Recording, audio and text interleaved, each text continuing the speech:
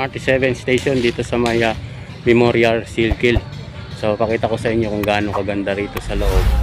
So yun lang ang MRT7 dito na natenga, no? Hindi na gawa, no? Hindi natin alam kung ano yung uy, may gumagawa dyan sa loob pala, guys. So hindi natin alam kung ano yung tinatayo dyan. Yan sa may gilid, no, ng Memorial Circle area. Yan, mayroong ginagawang building dyan na maliit. So yun, maraming salamat po sa mga sumusuporta sa aking YouTube channel. Andito naman tayo, MRT7 Circle, na matagal nang nahinto, no? Halos sa tinubuan na ng damo yung mga poste, guys. Zoom lang natin konti, no? Update natin to para pag mayroong makapanood nito, guys, maumpisahan na yung MRT7 dito sa lugar na to sa may circle. Ayan, meron kasing sounds kaya hindi tayo masyadong nag video. Ayan, guys, hanggang doon yan sa may dulo na yun, mapansin nyo yun. Dito tayo kasi bawal na rito, guys, pumasok, pero tingnan natin kung yan, guys, hanggang doon sa may dulo. Ayan, hanggang doon yan sa may dulo, guys. Zoom lang natin. Ayan yung area, no, na bawal nang pumasok yata dito. Tapos tingnan natin yan, guys, kung pwedeng pumasok, no, dito sa lugar. Ito may butas kasi ito dito, guys, yan ang butas hanggang doon yan sa dulo. So ito yung ilalim pala nyan, guys. So ngayon lang tayo nakasilip. Mga bulok-bulok na yung ano rito, guys. Ayan, bulok-bulok na yung mga ibang plywood na ginagamit. So yun, maraming salamat po sa inyong lahat, no? So walang sawa ninyong pagsuporta sa ating YouTube channel. Thank you very much. Lumabas na tayo kasi baka masik tayo ng security, mapagalitan pa tayo, no?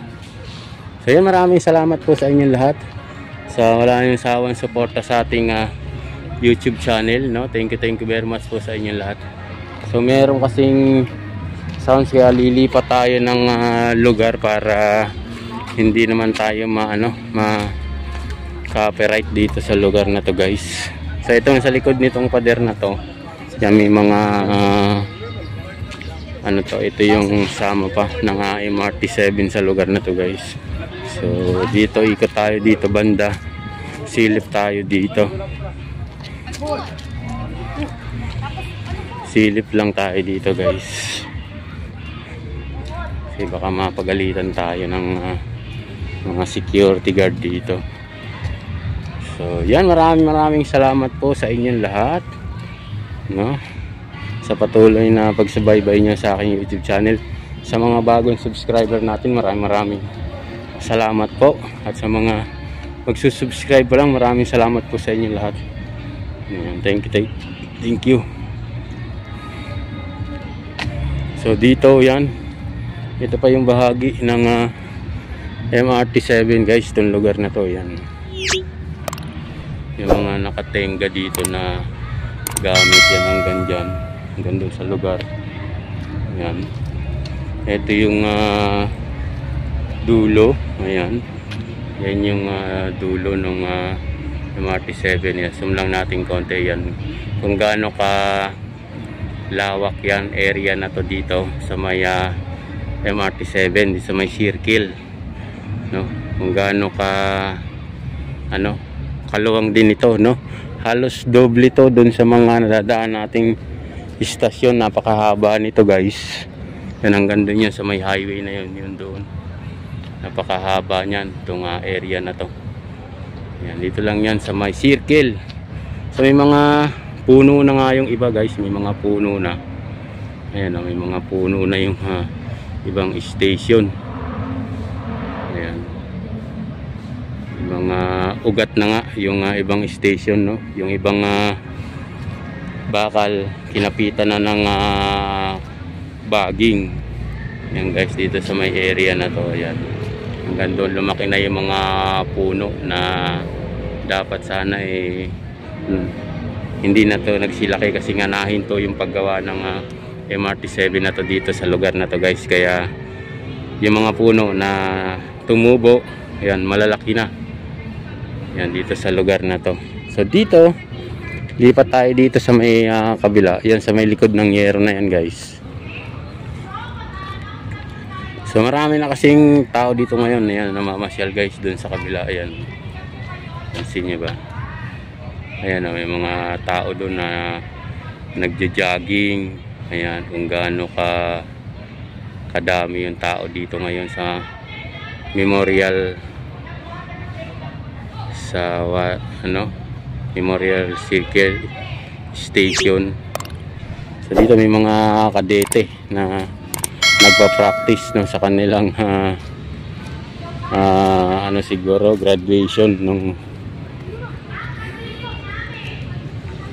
yung mga kabataan na nagpa-practice.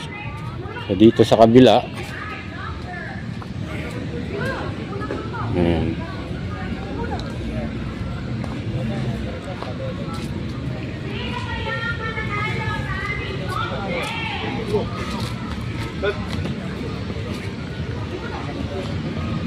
yan, yung iba tinubuan na ng damo, talahib at damo yung mga poste na nakatayo dito sa Memorial Circle guys.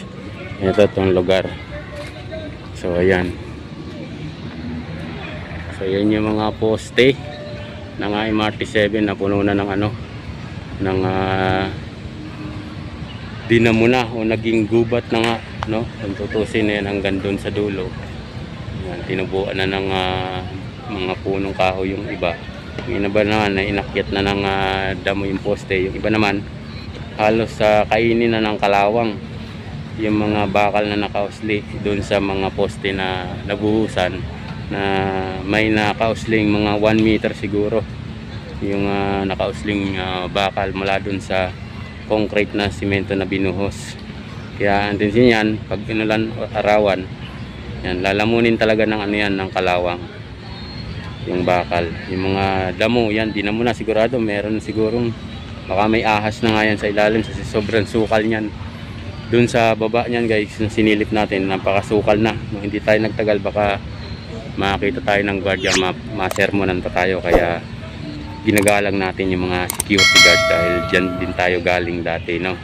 Kung bawal, wag nang maging matigas ang ulo pagka ganyang mayroon ng mga security. Kasi kaya nilagyan ng security yan para bantayan nila yung lugar at walang makapasok na ibang tao maliban sa mga security na nakadeploy doon sa area. Kaya yun, maraming salamat po sa inyong lahat, no? Mga sumusuporta sa akin YouTube channel, no? At sana po ay huwag nyong kalimutan mag-subscribe, like and share na rin po pag nagustuhan niyo yung video natin.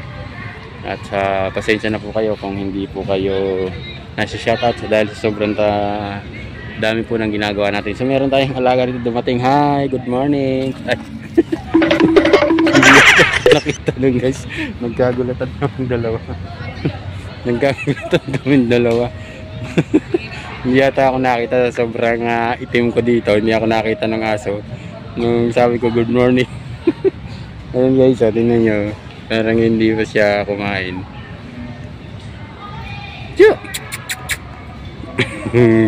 Nakasimangot siya.